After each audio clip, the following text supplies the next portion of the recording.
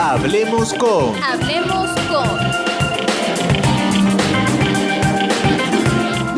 Bien, a esta hora tenemos vía telefónica a Rafael Narváez, abogado egresado de la Universidad Central de Venezuela, exparlamentario y defensor también de los derechos humanos. Gran amigo, Rafael, muy buenos días, ¿cómo estás? Un abrazo y por supuesto feliz año, a punto de corte, tu equipo maravilloso, a tu orden, Johan. Muchísimas gracias, Rafael, también por atendernos a esta hora. Pues, como ya bien sabes, nos incumbe todo el tema de lo que ha sucedido en la Asamblea Nacional, pero también esto que se ha producido ayer en el seno del Parlamento Nacional, esta llamada memoria y cuenta por parte de Nicolás Maduro. Muchos dicen que fue más cuento que memoria, otros lo hacen un juego de palabras, sin embargo, es claro que no se ofreció detalles realmente sobre lo que se hizo durante el año 2019, sino simplemente se ordenó prácticamente unas medidas económicas de cobrar en petros algunos servicios públicos en el país. Rafael, a tu percepción, ¿qué fue lo que sucedió ayer en la Asamblea Nacional Constituyente? Bueno, en primer lugar, es un espacio que no es legitimado por el voto directo y secreto a través de la soberanía popular que reside en el pueblo. En un sistema democrático, es la soberanía popular. El pueblo le da un mandato a los parlamentarios, como se lo hicieron en el año 2015, para que sean su vocero, su defensor en esa materia. La constituyente se ha convertido en un paredón judicial de persecución. E incluso a veces no hay quórum y su mandato, que supuestamente tienen ellos, es para elaborar una nueva carta magna, es decir, un pacto social, para que luego sea sometido a un referéndum y sea el pueblo quien decida. Eso es en una democracia. La memoria y cuenta ayer de el ex colega parlamentario Nicolás Maduro, porque estuvimos ahí en el Congreso mucho tiempo, es parte de un guión basado en la mentira, porque para ellos es un secreto que aquí hay 5 millones de venezolanos que se fueron huyendo del hambre, huyendo de la situación de inseguridad, huyendo de la falta de medicamentos, la falta de atención primaria en los ambulatorios, la atención secundaria en los hospitales centrales, en donde aquí la vida no vale nada, porque el derecho a la salud, que es un derecho humano fundamental, el Estado no cumple con ese artículo 19 que establece que está en la obligación de hacer respetar, garantizar los derechos humanos. Y la salud, bueno, ha dejado en el camino a muchas víctimas, el Hospital de Niños, el Racetti, el oncológico Padre Machado, los pacientes crónicos son los que sufren más. Y en el caso, por ejemplo, de los servicios públicos, bueno, que vayan al interior del país, que visiten, y vean que ahí no hay gas doméstico, no hay energía eléctrica, prácticamente la ciudad no tiene servicios públicos, el alto costo de la vida, la gente pasando hambre, casi 15 kilos, según los expertos en nutrición, han bajado los venezolanos. Y en el caso, por ejemplo, del derecho a la alimentación, es inalcanzable la canasta alimentaria, según Senda, porque la hiperinflación prácticamente no se detiene. Entonces, esa memoria y cuenta, primero que está mal ubicada porque tiene que ser en el seno de la Asamblea Nacional, que es el único foro político por excelencia en un sistema democrático. Es la soberanía popular que reside en el pueblo a través del voto, y ahí es el Parlamento donde debe presentar el memoria y cuenta, donde prácticamente hay un relajo hacia la ley, no hay un cumplimiento y además que es prácticamente una mentira. Él no habló de los derechos humanos. Él no habló de la persecución política. Él no habló que la constituyente es la quien decide quién sale o sigue preso o sale en libertad. Él no habló de lo que tiene que ver con las graves de tortura, tratos crueles, inhumanos y degradantes. Él no habló del informe Bachelet. Rafael, él no habló. ¿Dónde queda la Constitución en todo ello, no? Porque no es la primera vez en donde no se presenta la memoria y cuenta ante la Asamblea Nacional, que es hasta ante el ente donde se debe presentar. ¿Dónde queda entonces la Constitución nuevamente? Bueno, como parlamentario y como abogado te lo digo que ellos tienen dos constituciones, una que fue refrendada por el soberano en el 2000, en la nueva del año 99. Es una constitución importante que tiene desde el preámbulo hasta los últimos medidas transitorias, bellísimo en derechos humanos. Ellos tienen una constitución de bolsillo que la usan a su manera.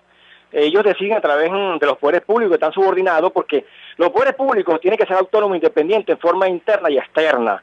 Eso lo establece el sistema jurídico venezolano, eso lo establece en las atribuciones de cada poder público, nuestra Carta Magna, nuestra norma suprema, que tenemos que respetar, que sigue viva. Porque la constituyente, de hecho, no ha hecho ninguna norma suprema, no ha hecho ningún pacto social. Entonces, ¿dónde queda la constitución? Bueno, pisoteada, maltratada, y es un Estado venezolano que se vale del temor de un pueblo que deambula por las calles muerto de hambre, que no hay servicio, pero que tiene el temor de que los pongan presos, que los sometan a lo que tiene que ver la incomunicación, como ocurre en el SEBIN, como ocurre en el DIGESIN, como ocurre en todos los centros de reclusión del país, donde persiguen a quien levante una voz disidente, donde persiguen a quien presente un descontento, donde persiguen, torturan e incluso han llegado a asesinar, como el caso del capitán de corbeta y el caso de Albán, que no ha sido todavía esa muerte esclarecida.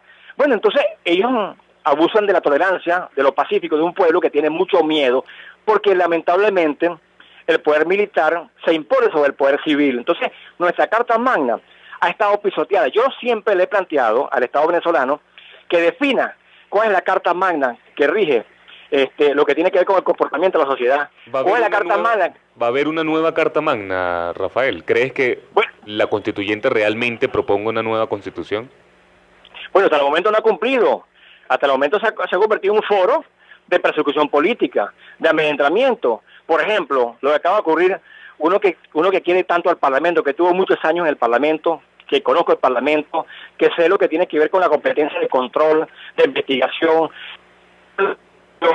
Y ayer vi con tristeza nuevamente cuando la constituyente plantea que la Asamblea tiene que ocuparse todos los días, la constituyente, a hacer sesiones ordinarias, sabiendo que el foro político por excelencia, según el sistema jurídico electo por el pueblo en el año 2015, es la Asamblea Nacional, y que ellos saben también que no es el espacio físico que hace la Asamblea Nacional. La Asamblea Nacional son los parlamentarios electos por el pueblo. Ellos reconocen el sistema jurídico, pero lo más triste es que el Poder Judicial, el Poder Moral, el Ministerio Público, dirigido por mi antiguo compañero activista de derechos humanos, se mantienen en silencio. Entonces le permiten que todos los militares que no tienen competencia para invadir el poder civil asuman el control, asuman el resguardo de un espacio físico, histórico, simbólico, donde se han dado muchos debates en favor de la democracia, pero que entonces la constituyente decide, aquí no entran los parlamentarios. Entonces mandan a los colectivos, mandan a los militares, como está ahorita prácticamente tomada, donde no le van a permitir a los parlamentarios electos por el pueblo,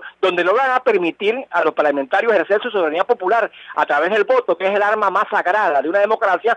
Bueno, le van a restringir el paso para después ir acabando. Y por otra parte, esa constitución, que no la han hecho todavía, yo no sé si tendrán tiempo de diseñarla, porque ya tienen varios años, y cada año prorrogan su estadía allí, y el pueblo allí pasando hambre, sufriendo las calamidades, el problema del transporte, los servicios públicos, el sistema jurídico prácticamente está contaminado políticamente, porque no hay justicia, porque los tribunales no funcionan, porque la mayoría de los tribunales están dirigidos y están conformados por jueces que son provisorios, el 80%, no hay curso de mérito, no hay un baremo que estudie el perfil de cada juez. Es decir, lamentablemente, este análisis que estamos haciendo tú y yo, Joan, es triste porque es el momento más oscuro en materia de derechos humanos. Yo tengo 35 años día a día trabajando en esta materia y es el momento más oscuro, de tiniebla. Aquí no hay la forma de que la comunidad internacional, por ejemplo, en materia de derechos humanos, como Venezuela forma parte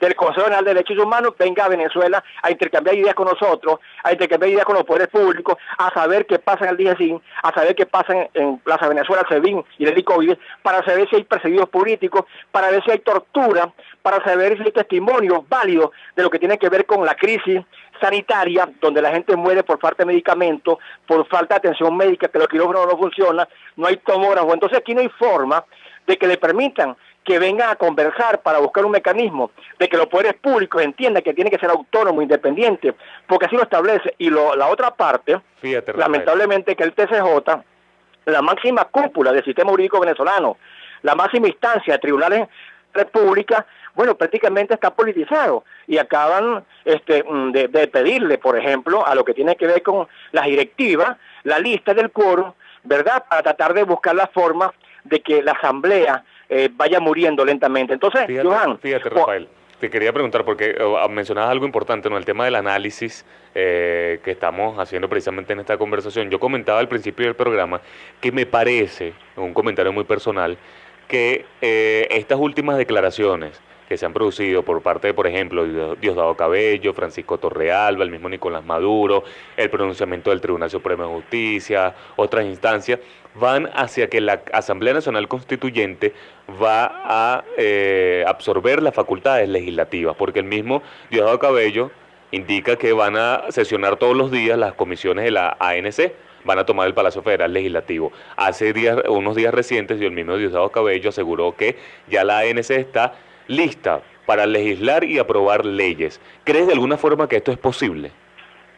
¿Qué sucede en los próximos días? Dentro de un Estado de Derecho, como abogado, no es posible. Dentro de un sistema de poderes públicos independientes, autónomo, en forma externa e interna, no es posible. Dentro de lo que tiene que ver con los valores y principios de una democracia, separación de poderes, no es posible. Ahora, cuando no hay democracia, porque el único foro democrático legitimado existe es la Asamblea Nacional, el año 2015. Cuando eso se profana, la soberanía popular, entonces empieza a caer la democracia herida de muerte, la mutilación de lo que tiene que ver con el mandato del pueblo hacia los parlamentarios. Cuando se le cierra el espacio físico para legislar, para controlar, cuando, por ejemplo, la Asamblea Constituyente pasa por encima de lo que tiene que ver con las competencias emanadas de nuestra Carta Magna, ya se está perdiendo el Estado de Derecho, la separación de poderes, y solamente existe un Estado omnipotente apoyado por las bayonetas, por las balas, por las cárceles, para quien sea disidente y se exprese de contento, ya allí la democracia está en terapia intensiva. Rafael. Hoy, lamentablemente nuevamente los militares toman el Palacio Legislativo, nuevamente la Constituyente amenaza con legislar competencia que no le compete, nuevamente los colectivos están allí, y nuevamente creo, ¿verdad?, que no van a entrar a ningún parlamentario para que vaya muriendo, y entonces ellos asumir con la parte militar, con la parte de los poderes públicos subordinados, ¿verdad?, la situación tan difícil para un pueblo que está pidiendo rectificación, reconciliación, encuentro, llegar a acuerdos, pues son 21 años de hambre, de miseria, de corrupción, de profanación de la Constitución Nacional, de no hay poderes públicos, y ahí está ese pueblo caminando. 5 millones se fueron del país para combatir el hambre, y ha encontrado la xenofobia en otros países porque los cónsules venezolanos oficialmente y los embajadores le han cerrado las puertas porque están con el tinte político. Una política lamentablemente mal diseñada que lo que ha hecho es la discriminación, la segregación. Quien no esté con el Estado se muere de hambre, y eso es triste. Rafael. Como activista de derechos humanos, eso es triste en esa materia, Johan. Rafael, tengo que despedir, se me acabó el tiempo, sin embargo, por supuesto, la invitación para que nos acompañes en el programa y las puertas de Punto de Corte, Fe y Alegría abiertas para ti. Un abrazo y respeto a tu oyente, y nuevamente feliz año para ti y tu familia, Johan. Así es, muchísimas gracias. Igual para ti, Rafael Narváez, abogado y defensor de los derechos humanos.